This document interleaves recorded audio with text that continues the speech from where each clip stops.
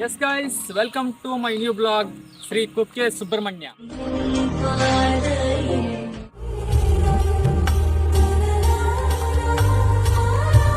ಸ್ನೇಹಿತರೆ, ನೀವು ಕುಕ್ಕೆ ಸುಬ್ರಹ್ಮಣ್ಯಕ್ಕೆ ಬರುತ್ತಿದ್ದಂತೆ ಈ ಕುಮಾರಧಾರ ನದಿ ದಾರಿಯಲ್ಲೇ ಸಿಗುತ್ತದೆ. ಈ ಕುಮಾರಧಾರ ನದಿಯಲ್ಲಿ ಮಿಂದು ನೀವು ಕುಕ್ಕೆ ಸುಬ್ರಹ್ಮಣ್ಯನ ದರ್ಶನ ತೆಗೆದುಕೊಂಡರೆ ನಿಮಗೆ ಯಾವುದೇ ರೀತಿಯಾದ ಚರ್ಮ ರೋಗವಾಗಲಿ ಚರ್ಮ ಕಾಯಿಲೆ ಆಗಲಿ ಇದ್ದಿದ್ದರೆ ವಾಸಿಯಾಗುತ್ತದೆ ಎಂಬ ಒಂದು ನಂಬಿಕೆ ಇದೆ. ಸ್ನೇಹಿತರೆ, ಇದುವೇ ಕುಕ್ಕೆ ಸುಬ್ರಹ್ಮಣ್ಯನ ಮುಖ್ಯ ದ್ವಾರ. ಈ ಮುಖ್ಯ ದ್ವಾರದ ಮೂಲಕ ಹೋದರೆ ಕುಕ್ಕೆ ಸುಬ್ರಹ್ಮಣ್ಯನ ದರ್ಶನ ತೆಗೆದುಕೊಳ್ಳಬಹುದು. ಅದೇ ರೀತಿ ಇದು ಮುಂದ್ಗಡೆ ಇರುವುದೇ ಈ ಕುಮಾರಧಾರ ನದಿ. ಸ್ನೇಹಿತರೆ, ನೀವು ಕುಮಾರಧಾರ ನದಿಯಲ್ಲಿ ಸ್ನಾನ ಮಾಡಿ ಹತ್ತತ್ರ ಒಂದು 600ರಿಂದ 700 ಮೀಟರ್ ಮುಂದಕ್ಕೆ ಬಂದರೆ ಗಣೇಶನ ಏಕಶಿಲಾ ವಿಗ್ರಹ ಸಿಗುತ್ತದೆ. ಏಕಶಿಲಾ ಗಣೇಶನ ವಿಗ್ರಹವನ್ನು ದರ್ಶನಕ್ಕೆ ತೆಗೆದುಕೊಂಡು ನೀವು ಮುಂದಕ್ಕೆ ಹೋಗಬಹುದು. ಗಣೇಶನ ವಿಗ್ರಹ ಪ್ರಪಂಚದಲ್ಲಿ ಅಪೂರ್ವವಾದ ವಿಗ್ರಹವಾಗಿದೆ. ಈ ಗಣೇಶನ ವಿಗ್ರಹ ದರ್ಶನ ತೆಗೆದುಕೊಂಡು ನೀವು ಮುಂದಕ್ಕೆ ಬಂದರೆ ಬಿಲದ್ವಾರವನ್ನು ನೋಡಬಹುದು. ಸ್ನೇಹಿತರೆ, ಈ ಬಿಲದ್ವಾರದ ವಿಶೇಷತೆ ಏನೆಂದರೆ ವಾಸುಕಿ ಷಣ್ಮುಖನ ಕುರಿತು ತಪಸ್ಸನ್ನು ಮಾಡುತ್ತಾನೆ. ಆ ವಾಸುಕಿ ಷಣ್ಮುಖನ ಕುರಿತು ತಪಸ್ಸು ಮಾಡಿದ ಈ ಜಾಗವೇ ಇದೇ ಬಿಲದ್ವಾರ.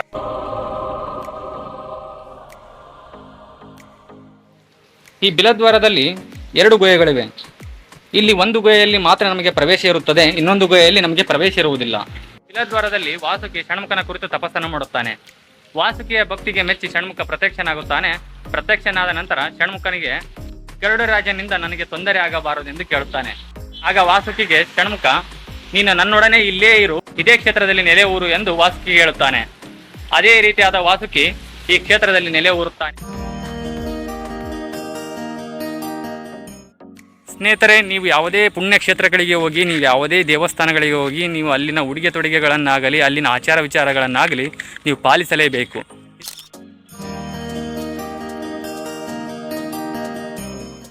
ಸ್ನೇಹಿತರೆ, ಈ ಕುಕ್ಕೆ ಸುಬ್ರಹ್ಮಣ್ಯ ದೇವಸ್ಥಾನವನ್ನು ಸಂಪೂರ್ಣವಾಗಿ ನನ್ನ ಕೈಯಿಂದ ತೋರಿಸಲಾಗಲಿಲ್ಲ.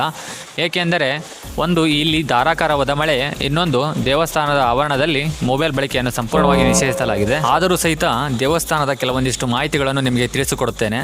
ದೇವಾಲಯವನ್ನು ಮುಖ್ಯ ದ್ವಾರದಿಂದ ಪ್ರವೇಶಿಸುತ್ತಿದ್ದಂತೆ ನಮಗೆ ಸಂಪುಟ ನರಸಿಂಹ ದೇವರ ಆಲಯ ಸಿಗುತ್ತದೆ. ಈ ಸಂಪುಟ ನರಸಿಂಹ ದೇವರ ಆಲಯದಲ್ಲಿ ಒಂದು ಪೆಟ್ಟಿಗೆ ಇದೆ. ಈ ಪೆಟ್ಟಿಗೆಯಲ್ಲಿ ನರಸಿಂಹಸ್ವಾಮಿಯ ಶಕ್ತಿಯನ್ನು ಅಡಗಿಸಿಟ್ಟಿದ್ದಾರೆ ಎಂದು ಹೇಳುತ್ತಾರೆ. ಇದರ ಇತಿಹಾಸ ತಿಳಿಯೋಣ ಬನ್ನಿ. ಒಂದು ಬಾರಿ ಮಧ್ವಾಚಾರ್ಯರು ಹಿಮಾಲಯಕ್ಕೆ ಹೋಗಿರುತ್ತಾರೆ. ಹಿಮಾಲಯದಲ್ಲಿ ವ್ಯಾಸ ಮಹರ್ಷಿಗಳು ಮಧ್ವಾಚಾರ್ಯರಿಗೆ 8 ಸಾಲಿಗ್ರಾಮಗಳನ್ನು ನೀಡಿ ಮತ್ತು ಅದರೊಡನೆ ಈ ಪೆಟ್ಟಿಗೆ ಮತ್ತು ಪೆಟ್ಟಿಗೆ ಒಳಗೆ ನರಸಿಂಹದೇವರ ಶಕ್ತಿಯನ್ನು ಬಂಧಿಸಿ ಇಟ್ಟಿರ್ತಾರೆ. ಇದನ್ನು ತೆಗೆದುಕೊಂಡು ಹೋಗಿ ಒಂದು ಶಕ್ತಿಯುತ ಪ್ರದೇಶದಲ್ಲಿ ಹೋಗಿ ಇದನ್ನು ಸ್ಥಾಪಿಸು ಎಂದು ಮಧ್ವಾಚಾರ್ಯರಿಗೆ ಹೇಳುತ್ತಾರೆ. ಅದೇ ರೀತಿ ಮಧ್ವಾಚಾರ್ಯರು ಕುಕ್ಕೆ ಸುಬ್ರಹ್ಮಣ್ಯದ ಈ ಸಂಪುಟ ನರಸಿಂಹದೇವರ ಆಲಯಕ್ಕೆ ತಂದು ಇಲ್ಲಿ ಪ್ರತಿಷ್ಠಾಪಿಸುತ್ತಾರೆ. ಅದುವೇ ಈ ಸಂಪುಟ ನರಸಿಂಹದೇವರ ಆಲಯ. ಇನ್ನು ಮೂಲ ದೇವಸ್ಥಾನಕ್ಕೆ ಬರೋಣ ಬನ್ನಿ.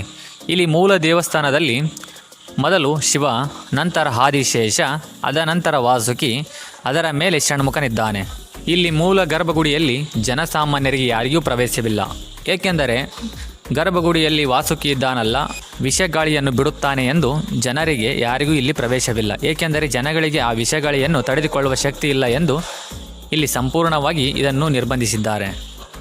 ಆದರೆ ಜನಸಾಮಾನ್ಯರು ಅದರ ಮುಂದೆಯೇ ಒಂದು ಗರುಡ ಸ್ತಂಭಗಳಿವೆ. ಗರುಡ ಸ್ತಂಭದ ಮುಂದೆ ನಿಂತು ಆ ಕುಕ್ಕೆ ಸುಬ್ರಹ್ಮಣ್ಯನ ದರ್ಶನವನ್ನು ತೆಗೆದುಕೊಳ್ಳಬಹುದು. ನಿಮಗೆ ಇನ್ನೊಂದು ವಿಷಯ, ನೀವೇನಾದರೂ ಮೊದಲ ಬಾರಿಗೆ ಬಂದಿದ್ದರೆ ದೇವಸ್ಥಾನದ ಆವರಣದಲ್ಲಿ, ಅಂದರೆ ದೇವಸ್ಥಾನದ ಮುಖ್ಯ ದ್ವಾರದ ಎದುರುಗಡೆ ನಿಮಗೆ ಫ್ರೀಯಾಗಿ ಲಗೇಜ್ ಇಡಲು ಮತ್ತು ಫ್ರೀಯಾಗಿ ಸ್ಲಿಪ್ಪರ್ಗಳನ್ನು ಬಿಡಲು ಇಲ್ಲಿ ಅವಕಾಶವಿದೆ. ಇಲ್ಲಿ ಯಾವುದೇ ರೀತಿಯಾದ ಶುಲ್ಕಗಳನ್ನು ತೆಗೆದುಕೊಳ್ಳುವುದಿಲ್ಲ. ಸ್ನೇಹಿತರೆ, ನಿಮಗೆ ಇನ್ನೊಂದು ಮುಖ್ಯ ವಿಷಯ ಏನೆಂದರೆ ಈ ದೇವಸ್ಥಾನಕ್ಕೆ ಬಂದ ಮೇಲೆ ಇಲ್ಲಿನ ಅನ್ನ ಪ್ರಸಾದವನ್ನು ತೆಗೆದುಕೊಳ್ಳದೆ ಹೋಗಲೇಬೇಡಿ. ಏಕೆಂದರೆ ಇಲ್ಲಿನ ಅನ್ನ ಪ್ರಸಾದ ಅದ್ಭುತವಾಗಿದೆ. ದಯವಿಟ್ಟು ಎಲ್ಲರೂ ಅನ್ನ ಪ್ರಸಾದವನ್ನು ತೆಗೆದುಕೊಂಡು ಹೋಗಿ ಅಂತ ಹೇಳುತ್ತಾ, ಸ್ನೇಹಿತರೆ, ನಿಮಗೆ ಇನ್ನೊಂದು ಮಾತು, ಈ ದೇವಸ್ಥಾನಕ್ಕೆ ಬಂದಾಗ ಈ ಪ್ಲಾಸ್ಟಿಕ್ಗಳನ್ನಾಯಿತು, ಇನ್ನಿತರ ಗುಟ್ಟಗ, ತಂಬಾಕು, ಈ ಥರ ಚಟುವಟಿಕೆಗಳನ್ನು ಯಾವುದೇ ಕಾರಣಕ್ಕೂ ಮಾಡಲೇಬೇಡಿ. ಏಕೆಂದರೆ ಒಂದು ದೇವಸ್ಥಾನಕ್ಕೆ ಬಂದಾಗ ಯಾವುದೋ ದೇವಸ್ಥಾನದಲ್ಲಿ ಈ ಥರ ಮಾಡಿದರೆ ಅದು ಅಪರಾಧವಾಗುತ್ತದೆ. ಇನ್ನು ಆ ದೇವಸ್ಥಾನವನ್ನು ಮಾಲಿನ್ಯ ಮಾಡಿದಂತಾಗುತ್ತದೆ. ಹಾಗಾಗಿ ಈ ದೇವರ ಕೃಪೆಯನ್ನು ಪಡೆಯಲು ಇವುಗಳನ್ನು ಎಲ್ಲವನ್ನು ತ್ಯಜಿಸಿ ಬನ್ನಿ. ಅಂದಾಗ ಮಾತ್ರ ಈ ದೇವರ ಕೃಪೆಗಳನ್ನು ಪಡೆಯಲು ಸಾಧ್ಯ. ಕಾಶಿ ಸ್ನಾನ ಮಾಡು, ಕಾಶ್ಮೀರ ಸುತ್ತಿ ನೋಡು, ಜೋಗದ ಗುಂಡಿ ಬಡೆಯ ನಾನೆಂದು